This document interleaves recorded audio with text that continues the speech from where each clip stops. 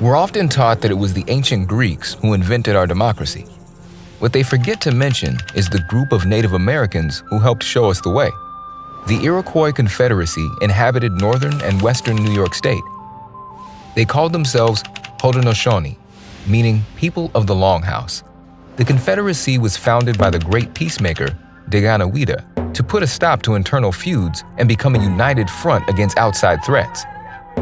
Each tribe had a voice, and while many issues were addressed at a local level, major decisions like defense were made as a whole. They even had a constitution known as the Great Law of Peace.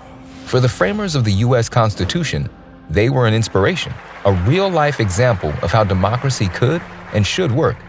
But the Founding Fathers didn't just stumble upon the ideas from the Iroquois Confederacy. The information was shared by the members of the Iroquois themselves. They attended the Albany Congress in 1754, when Benjamin Franklin, inspired by the Iroquois Confederacy, submitted what became known as the Albany Plan of Union.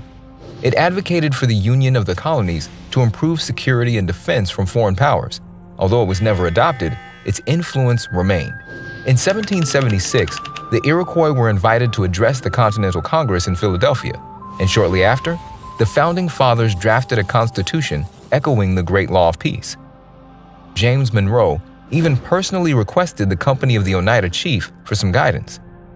In 1988, the U.S. Senate published a resolution paying tribute to the Iroquois Confederacy. It acknowledged its influence on the democratic principles which underpin our government today. Why do you think students in the U.S. are taught that our form of democracy stems from Greece and not from Native Americans?